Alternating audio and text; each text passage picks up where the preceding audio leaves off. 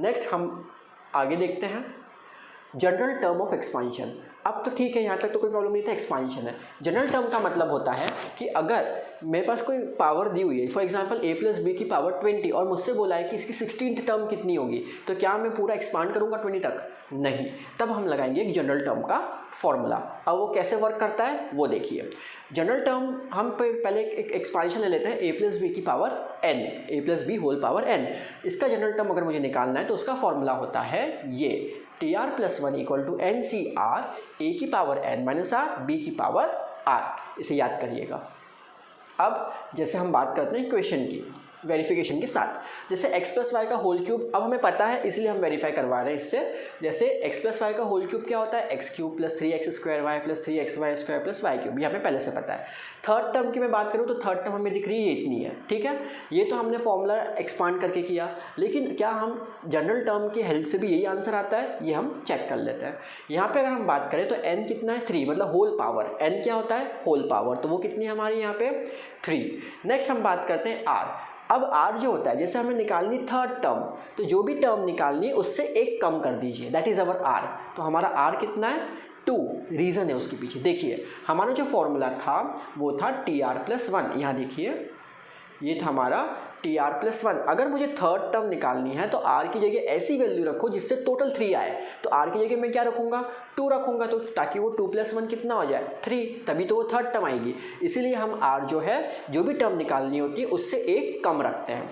तो हम आगे बढ़ते हैं, तो देखिए अब हमने क्या किया, r की वैल्यू कितनी हो गई? 2। जनरल टर्म हमारा था, देखिए एन सी आर एक्स की power n minus R Y की पावर r, ठीक है।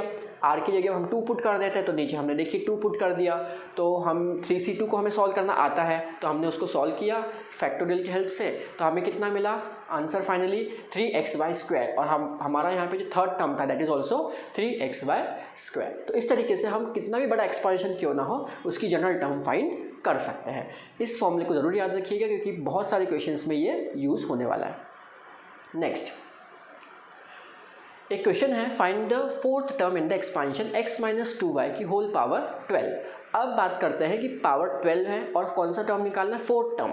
जनरल टर्म होती है हमारी कितनी? tr plus 1 is equal to n C r a की power n minus r b की पावर r। जो टर्म निकालनी है r उससे एक कम होगा, तो r की वैल्यू कितनी हो गई?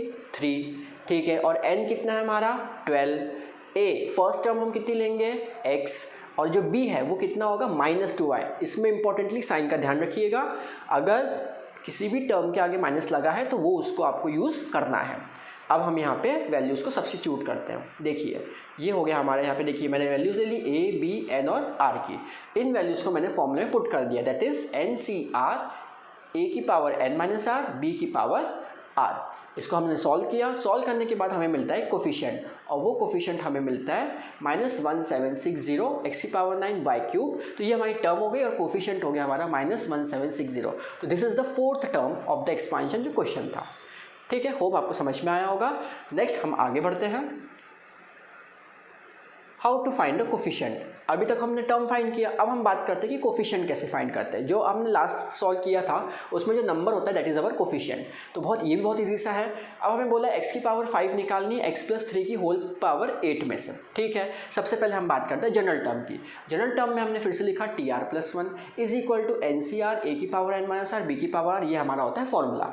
यहाँ पे हमारा n हो गया 8, ठीक है, एंड a है और b है। अभी हम r की बात नहीं कर रहे हैं, हमने इसमें वैल्यूज पुट कर दी 8cr एक्स की पावर 8 माइनस आर 3 की पावर r। मुझे जो कोफिशिएंट निकालना है वो निकालना है x की पावर 5 का। तो यहाँ पे देखिए x की पावर कितनी? 8 माइनस आर। मतलब मेरा काम ये है कि मुझे पावर में क्या चाहिए? 5 चाहिए। तो इसका मतलब 8 minus R should be equal to 5। तो मैंने यही किया, देखिए मैंने क्या किया, 8 माइनस आर इक्वल टू कर दिया 5। इससे मेरी आर की वैल्यू कितनी आ गई? 3 आ गई। अब मैं आर की जगह क्या रख देता हूँ? 3 रख देता हूँ जहाँ उसी पूरे फॉर्मूले में। तो देखिए मैंने यहाँ पे क्या रख दिया? 3 रख दिया। इससे मुझे देखिए यहाँ पे क्या टर्म मिल गई? x की पावर 5। और जो नंबर्स मिल रहा है दैट इज़ अवर कोफिशिएंट। हमारा कोफिशिएंट हो गया ये 1512, राइट। ईजी क्वेश्चन हैं, तो बस एक बार अगर आप समझ गए तो आप कर सकते हैं खुद से। नेक्स्ट एक और क्वेश्चन एग्जाम्पल समझते हैं। x की power 6 y cube in the expansion x plus 2y की होल पावर 9। ठीक है, अगेन स्टार्ट हमने किया कहाँ से, जनरल टर्म से। जनरल टर्म जो है उसमें हमने लिखा t r plus equal to n C r a की power n minus r b की पावर आर। यहाँ पे अगर हम देखें तो n की वैल्यू हमारी कितनी है, n की वैल्यू हमारी है 9, ये a है ये b है, r अभी हमें नहीं पता, r की जगह हम r ही रखेंगे। ठीक है, हमने जनरल टर्म में रख दिया। अब हमें जो पावर चाहिए यहाँ पे किसी एक को देख लीजिए, या तो किसी एक को देख लीजिए, या तो आप पावर y की पावर देख लीजिए या तो x की पावर देख लीजिए। ठीक है, यहाँ हम देखते हैं, यहाँ पे हमने पहले जनरल टर्म में पूरा जितना हम सेपरेट कर सकते थे उतना सेपरेट किया। देखिए 9cr x की पावर n माइनस आर। अब जैसे 2y की होल पावर r है तो मैंने 2 की पावर r लिख दिया और y की पावर r लिख दिया। अब मैंने देखा था क्वेश्चन में कि y जो है उसकी पावर कितनी है, 3 है, तो यहाँ पे y की पावर अगर मुझे 3 चाहिए तो मुझे r कितना रखना पड़ेगा, 3 रखना पड़ेगा। तो यहाँ पर मैं कितना पुट कर दूंगा, 3 पुट कर दूंगा। तो देखिए मैंने इसमें 3 पुट कर दिया, जिसकी वजह से मुझे y क्यूब तो मिल गया, पर ऑटोमेटिकली x की पावर कितनी आ गई, 6 आ गई, और हमारा ये क्या हो गया, कोफिशिएंट 672। होप यहाँ तक आपको समझ में आ गया होगा।